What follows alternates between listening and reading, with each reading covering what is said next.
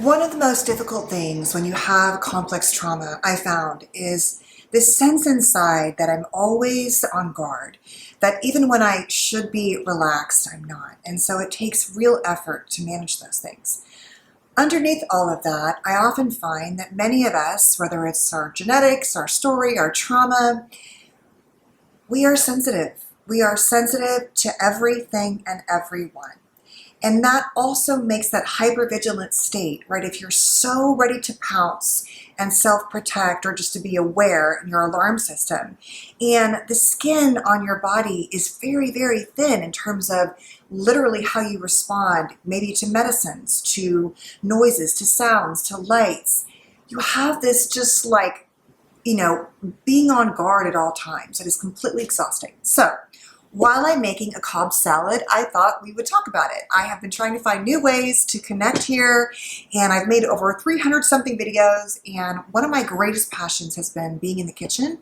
And as many of you, if you've watched my older videos, know that I grew up with a mom that wasn't a great cook. I ate a lot of processed food, a lot of feeding myself mac and cheese and pot pies, and those were good things. But when I became a mom, I wanted to be like this super cooking mom, and so I've always loved Barefoot Contessa recipes and things like that. And over the course of the last few years on TikTok, I've discovered amazing recipes. And there's one creator, and her handle is the Hungry Lady Salads. I think it's Cat Can Cook, and I'll link it down below. And I was going to make this like winter salad she had, but then I found a recipe for this Cobb salad, and I thought I'm just gonna make that. It just sounded really good, chicken and bacon and lettuce and tomatoes and maybe some feta cheese, something like that. And she had this healthy recipe, which is basically Greek yogurt and the juice of pepperocinis, and I was in the market about to buy that. I did buy pepperocinis when I decided to actually make a homemade ranch dressing instead, because I figured I knew that would be good. So I've been prepping it all morning, but we're just going to talk about what you can do while I'm cooking, and I'll show you as we go the process. So also, I've already grilled some chicken and marinated that with some lemon juice, oregano, salt, pepper, onion powder, and garlic powder, and a little bit of olive oil, and cook that up on a 9-inch skillet. And then I also did some bacon in the oven, so that's already been done. So I'm just going to kind of grab the ingredients, and we're just going to talk. So I'm going to mix the dressing on the salad first and mix it, and then I'm going to layer kind of the top like your classic Cobb salad, if you've seen a Cobb salad where everything has like a little category. All right, so I've got my notes here. Let me just grab them because I really want to talk about what you can do if you have these dynamics. So first of all, there's a whole bunch of videos. You can look here, other places, on what makes a person highly sensitive. And it really is a way that permeates every part of who we are. And so the first thing you want to do is just honor that, is to actually own it and admit it and say, yeah, I am sensitive, it's who I am. And with some self-love, honor that that's actually a really beautiful thing, that it makes you attentive and caring and compassionate and aware and able to take in the world's beauty, music, art, literature, film, whatever, right? The nature, flowers, I was going to say. So that's important. So that's the first thing. It sounds stupid, like, well, of course I know that, but to stop fighting it and to own it is actually really powerful. What is that expression? What you resist persists. So the second thing is to be mindful of, because you're sensitive, having routines can be really, really important. So looking at things like your sleep and exercise and when you wake up in the morning and how you go about your day. A lot of what we need is some consistency. Many of us who have chronic hypervigilance and CPTSD, many of us had unsafe, neglectful, and or highly unpredictable, or all of the above, childhoods. And we're longing for that stability. And I think that is why a lot of people in my generation, we kind of went overboard. So we were, Gen X, often neglected. And then there, it kind of became like tiger mom, controlling, because we felt so unattended to that unfortunately it flip-flopped to over-attending in many ways, right? To making your own baby food, nothing wrong with that. But when you're making baby food and essential oils, and you can't have screen time and you have to take care of yourself, right?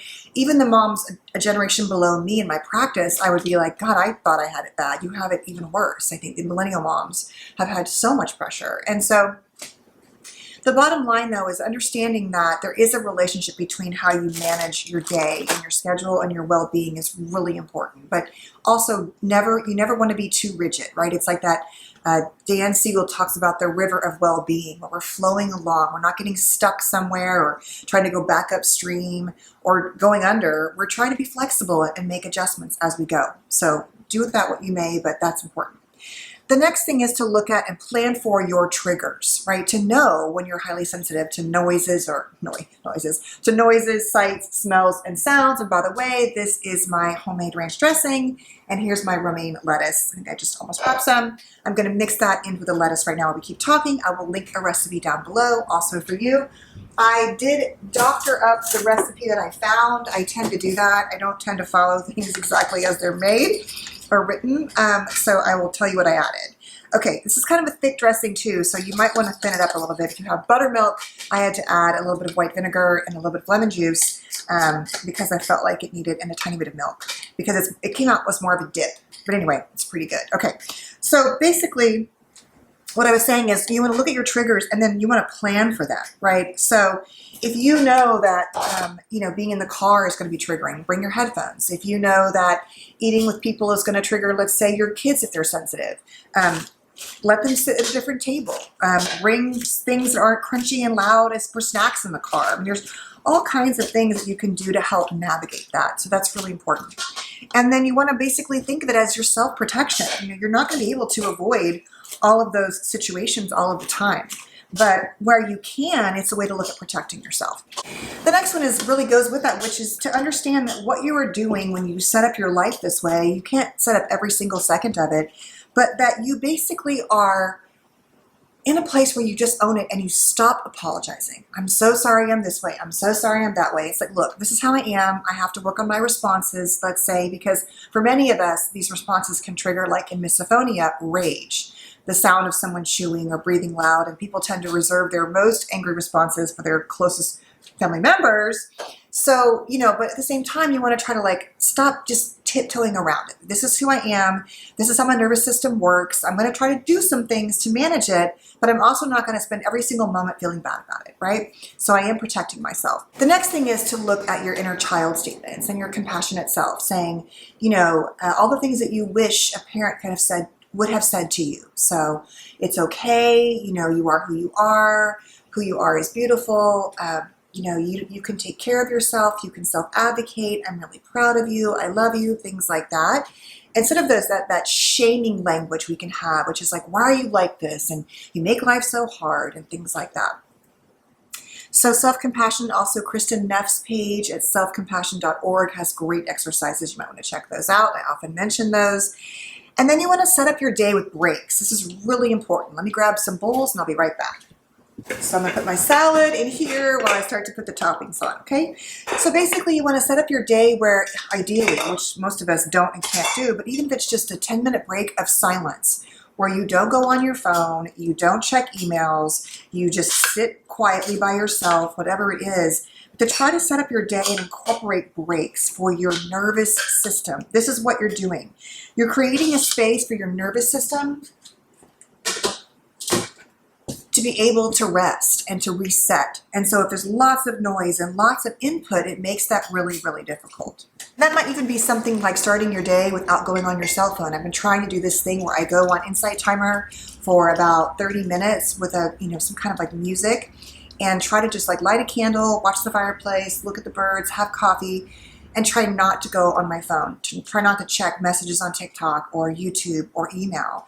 It's difficult, especially if you're used to getting up and just doing that, but that really can help set your brain into a more calm space, because otherwise you're starting your day with comparison and often stressful videos. If you get, if your feed has political stuff or religious things or something that's just triggering in general to you, right? Your brain is starting your day that way. Hi, Maple. You can hear tapping right now. Okay, so then the last few things are to be a good parent to yourself, right? To be mindful of your exposure. So if you know that you're sensitive to sounds and movies or violence, to not put yourself in that situation, or to be mindful of how much you do so. Think about in a way that you really are your only parent you will ever have. It's never going to happen where they come back and you get reparented. You are the person that has to reparent. And that means sometimes telling yourself, no, that's not a good idea for you. You need to go to bed. You should go take a walk, have a glass of water, whatever it is. So trying to remember that that's really important and to try to pay attention to what you know is good parenting for you. And that's different for all of us. The next thing is to slow down. I'm talking too fast right now. I'm going to slow down. So that once you're in a rushed state, you're often in fight or flight. And so what's happening is you're taking that energy to everything you're doing. So you're rushing out the door, you're rushing to the car, you're driving really fast, you're annoyed at the other drivers, right? You get to your meeting or your appointment and now you're late for that. Like it goes on and on and on. And some days are just like that and there's no way around it.